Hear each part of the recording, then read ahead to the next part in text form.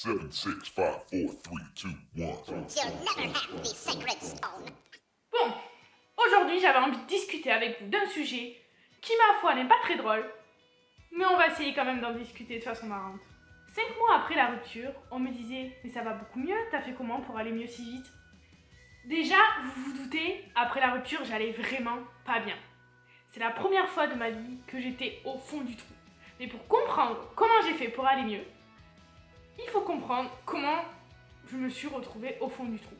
Après mon anniversaire, c'est tous mes rêves de couple qui s'effondraient. Adieu la maison, adieu les relations de couple, bonjour la douleur et l'incompréhension. Et à ce moment-là, c'était soit j'avance, soit j'arrête. Au début, je me suis repris en main. Une semaine après la rupture, j'étais en train de visiter cet appartement. La visite s'est passée comme ça.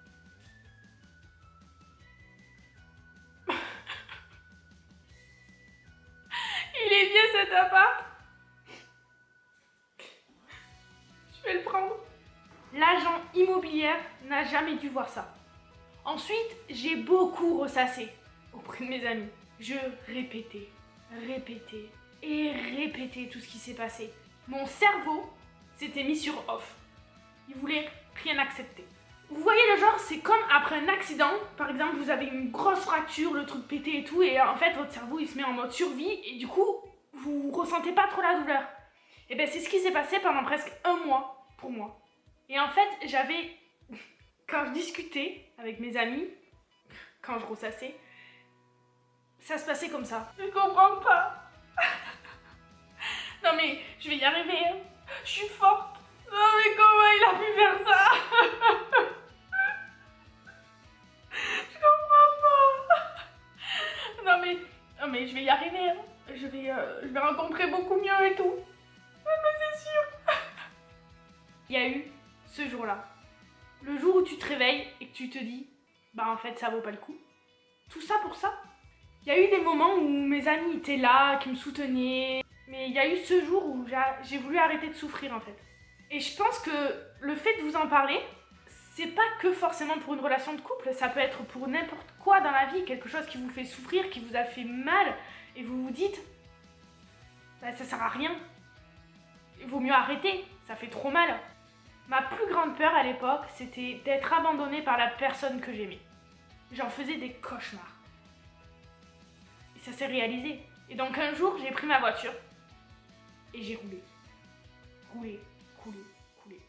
Tellement roulé que je me suis retrouvée à plus de 2 heures de chez moi.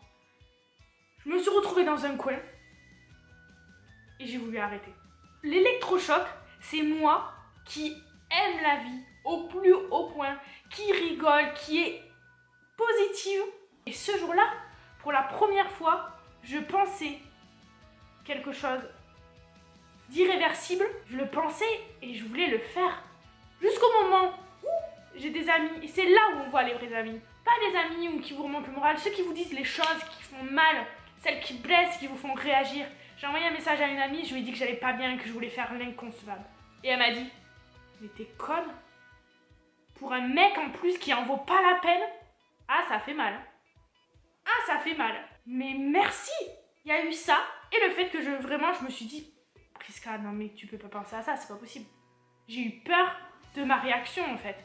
Et je crois que c'est la claque que je me suis prise, donc l'une des premières claques que je me suis prise, qui m'a fait réaliser que il faut pas se prendre la tête pour quelqu'un qui ne se prend pas la tête pour toi. Alors j'ai dit stop. Ah, je vous cache pas qu'il y a eu des jours où j'étais enfermée et que je pleurais. Je ne vous cache pas. Mais de moins en moins, grâce à mes amis. Les vrais, ceux qui m'ont pas lâché malgré mes répétitions sans cesse. Ce mot n'existe pas. Malgré qu'ils ne m'aient jamais vu aussi mal. Les pauvres qui savaient même plus quoi faire pour m'aider. Grâce à ma famille, grâce à mon coach, et surtout, grâce à moi-même. Il n'y a que vous qui pouvez réaliser que la vie vaut tellement le coup. Et là, ça allait un peu mieux.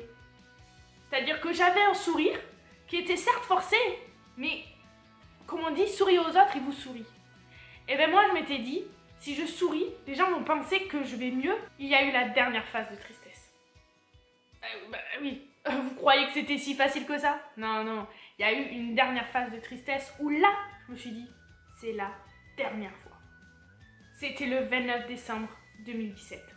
Et là, vous vous dites, quoi? Entre Noël et le premier de l'an? Ben oui, justement. D'après vous, je passais Noël avec qui avant?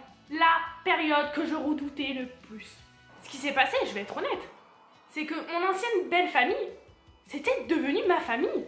Et je les aimais. Et d'ailleurs, je tiens toujours énormément à eux. Et d'avoir vu une photo passer, merci les réseaux sociaux au passage, en fait, de l'avocat à Noël chez eux. Oh, le coup de poignard. Mais c'est la vie. Et c'est difficile d'accepter, mais c'est pas ma famille. Le pire, c'est que je revenais d'une semaine où j'ai fêté Noël avec ma famille et que je m'apprêtais le soir même à partir à Barcelone avec un couple d'amis pour fêter le premier de l'an. Et j'ai passé cette journée-là, le 29, enfermée dans le noir à chialer. Des baffes! Des baffes! Le soir, j'ai compris. Je passerai plus une seule journée enfermée à pleurer. C'est mort! Mais quelle perte de temps, quelle perte d'énergie pour une personne qui ne se soucie même plus de comment je vais. On est mieux servi par soi-même. Je vous assure, on est mieux servi par soi-même. Passez pas votre temps enfermé à chialer, ça sert à quoi? À rien. Y a personne qui viendra vous sortir de votre putain de lit pour vous dire wow, mais réalise, regarde, dehors il fait beau et même s'il fait pas beau, putain, ça fait pas plaisir de courir sur la pluie. Ok, exemple de merde. Mon secret, la vie, la liberté.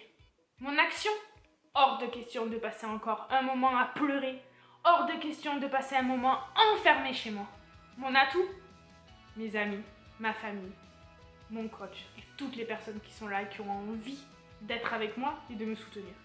Et là, j'ai réalisé, mais tu te souviens de toutes les choses que tu voulais faire et dont tu ne pouvais pas faire pour toutes les raisons que l'on connaît.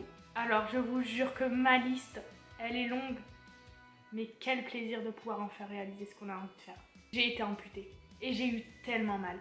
Maintenant, je suis contente d'avoir été amputée de ce membre qui devenait vraiment pourri. Ma prothèse est beaucoup mieux.